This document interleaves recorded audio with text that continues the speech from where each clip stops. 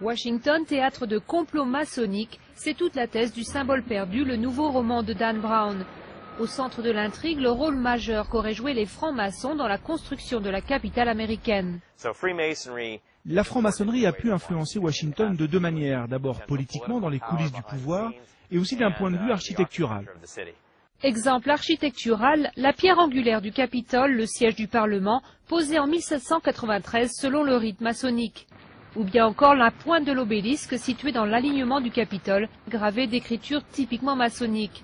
Même le plan de la ville témoignerait de l'emprise des francs-maçons, exemple ce compas qui apparaît lorsque l'on connecte la Maison Blanche au Capitole et le Capitole au mémorial du président Jefferson, ou ces deux actes perpendiculaires entre le temple maçonnique, l'obélisque, le Capitole et le mémorial du président Lincoln.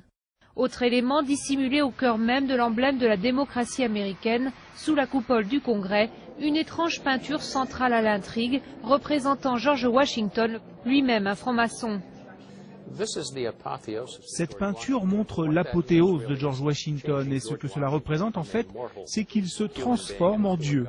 Tous ces indices prouvent-ils que les francs-maçons sont les maîtres tout-puissants de Washington? C'est ce que découvriront les lecteurs du Symbole perdu, un ouvrage qui devrait plaire à tous les amateurs de théories conspiratrices. De son côté, le grand maître des francs-maçons de Washington relativise. Pour lui, son ordre a pour but d'aider ses membres à se développer personnellement. Pas question d'essayer de dominer le monde.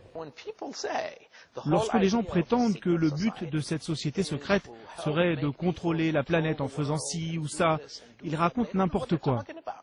De nombreux symboles du livre de Dan Brown sont visibles gratuitement. Certains hôtels de luxe proposent aussi des visites spéciales pour ceux qui, comme le méchant dans le livre, veulent se rendre en limousine dans les lieux les plus mystérieux de la capitale.